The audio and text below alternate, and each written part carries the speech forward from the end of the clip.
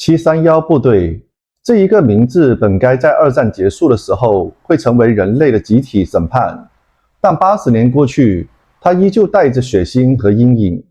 最新纪录片731部队在全球多地上映，唤起了中国观众的痛苦记忆，也在日本社会投下了一个震荡。为什么这一支曾经制造鼠疫、投放污水炸弹、活体解剖数百人的部队，从未在国际法庭上被真正审判呢？影片中，95岁的前成员清水秀夫首次开口。他当年只有14岁，被强征入伍，却被迫目睹一个又一个被切割的尸体，甚至包括母体内有尚未出生的婴儿。如果被俘，就开枪自尽，这是他收到的命令之一。另一位曾亲手解剖300多具遗体的木原正道更是冷静地回忆，这是为了科学研究，为了国家，为了拯救生命。而这一些冰冷的自白，比任何的血腥画面更令人心惊。然而，东京审判并没有追究731部队的战争罪行。悉尼大学现代中国历史学者伊真见血，美国在冷战初期迫切需要日本作为盟友，也渴望那些惨无人道的实验数据。部分关键成员以研究成果换取了豁免权，结果是一边是受害者的惨叫，一边是秘密交易下的握手。即使苏联在远东举行过象征式的审判，那些少数被判刑的成员最终也被放回日本。日本政府至今仍拒绝承认与赔偿，正如慰安妇问题一样，官方的态度是让受害者慢慢离世，然后以历史已定案的借口拒绝重新调查。这不仅让受害国中国愤怒，也让日本内部敢于发声的少数人背负着沉重的道德压力。而这一段历史并未被遗忘。然而现实比仇恨更复杂，民族记忆的裂痕和当下的交往交织成了矛盾的图景。历史下的黑暗与现实的往来究竟该如何共存呢？当年的战犯多数已经化为尘土，但真相与责任依旧悬而未决。纪录片是否能促使日本真正面对731部队的罪行呢？中国与日本是否能在民族记忆中和现实利益中找到一个新的平衡呢？这一连串未解的疑问背后，东亚的未来如何书写，依旧是每一位观众无法回避的提问。Now, Unit 731 is said to have carried out human experiments to develop biological weapons and dropped plague-infested bombs in China.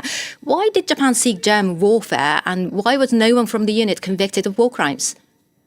I think the investigation into chemical warfare actually goes, we can find it earlier precedents, particularly when we look at what happened in World War I and the idea that there were Japanese military observers looking at the effects, for example, of chlorine and the ways that the German army had basically managed to have relative forms of success.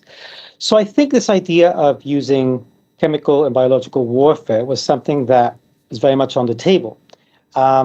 Possibly in the earlier stages of the war, perhaps not that much necessary, but as we go on into 1940s, where we see pretty much a stagnation of the war, the Japanese army has to look at other possibilities. So essentially, yes, it's correct that when it came to identifying the people who were responsible for these crimes, these infamous crimes, we don't really have anyone convicted at the Tokyo trials, just as an example. Now, the main reason for this is that the United States now needed Japan as an ally, not as an enemy. And on the other hand, many of these results or the data that came up from these horrible experiments on human beings were also sought after by the Americans as well. So in many ways, there was a negotiation of sorts where many of these people responsible were granted immunity in exchange for providing this information. Having said that, it's not entirely true that no one was convicted. We do know that at least 12 members of the unit were convicted in the Soviet Union. Eventually, I think all of them were actually returned later to Japan. But even despite the fact that they were tried under the Soviet system, because of the Cold War, the Western Bloc, so to speak, did not recognize any legitimacy, and actually doubted. Andres, let me just interrupt you for a little bit, and do stay with us, because we're going to hear some testimonies from former members of Unit 731. A few people have broken decades of silence and come forward with their stories, including Masakuni Kurumizawa, who took part in human experiments. A word of warning, certain viewers may find it disturbing. My personal record shows that I dissected about 300 human bodies. We dissected people 2 or 3 hours after they had died. Many times when I cut open a body, blood that was still warm oozed out. If someone says this amounted to live dissection, well, I have to acknowledge that it did. But at the same time, we killed them for scientific research. We did it for our country and for research, to save other people's lives. Now, unlike the late Mr. Kurumizawa, many others in the unit were kept in the dark. One of the last surviving members, Hideo Shimizu, said in a more recent interview that he had no idea about the biological weapons program when he was drafted into its youth corps at the age of 14, until one day he was taken to a room full of wet specimens in jars. There were whole human bodies. There were body parts cut off from the rest. There was a baby, a fetus, still in the woman's womb. There were many specimens like those. I couldn't understand why it was necessary to do such things, even to a baby.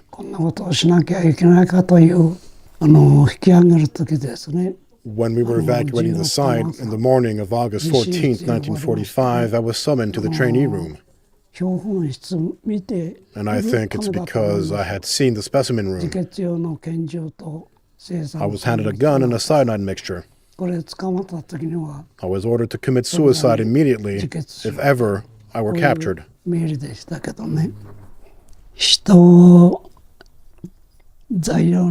Using humans as materials for experiments, and the fact that we also contributed to such deeds, it's really regrettable. Now, listening to these horrific statements, we can understand why it's been such a difficult chapter in history for both sides to deal with. Andres, the Japanese government has acknowledged the existence of Unit 731, but refuses to discuss the alleged actions. Why is that? This goes to a longer story, I think, in the ways that the Japanese government has dealt or not dealt with various accusations and war crimes across a broader spectrum.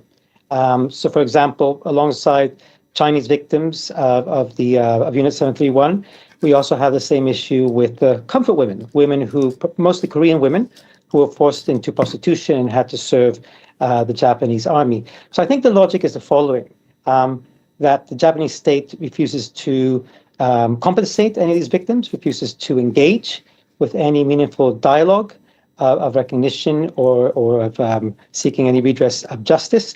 And I think, might be maybe cynical here, but I think the overall strategy is to wait out for the victims to eventually pass away. I think the other strategy is a legal one, because there was no recognition or discussion of these crimes, these particular crimes, in the Tokyo trials, right? Back in 1945, 1946, then of course the Japanese state basically can argue that everything has already been sanctioned and recognized, and there's nothing really to open. But of course, these voices give us a very, very different story. And I think it's very compelling that they actually come from the Japanese themselves. And of course, as what basically on the video just shown, here we're looking at a 95-year-old witness, right, who was 14 at the time.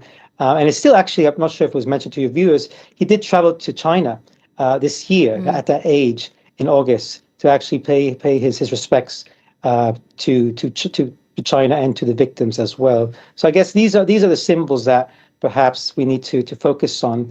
I think the other thing to mention is that back in 2002, a jury, a Tokyo trial did acknowledge what had happened, the actions of the unit, and yet, despite that, did not concede that the Japanese state had to redress the victims. So again, this is a much longer story, and the sad parallels, I guess, with the other cases I mentioned, is that there's a systematic blocking of seeking redress to any of these victims.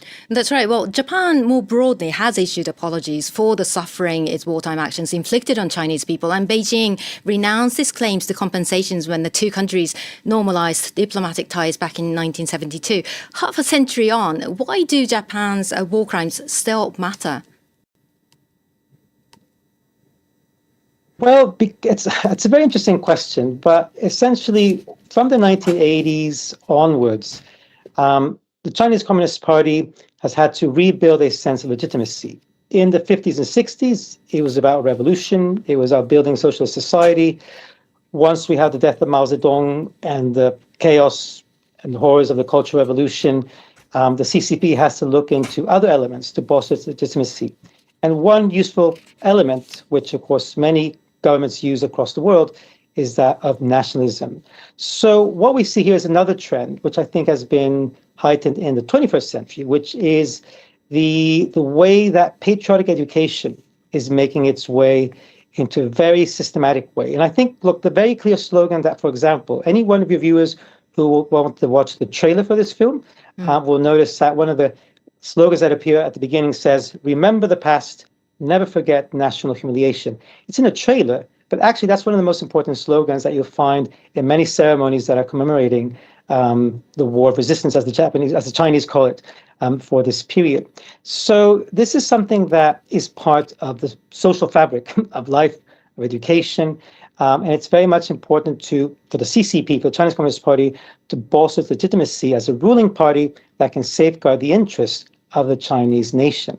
Right. And I think one thing I would add as well is that we may argue that perhaps Unit 731 is not well known in other parts of the world, but in China it's very well known. And as a matter of fact, I did consult with one of my Chinese students, because I have several of them here at the University of Sydney, and high school textbooks, talk very clearly about the events of Unit 731. So it's interesting that you have this from high school education, and of course consolidated by museums, and of course with the film, of course echoing the 80th anniversary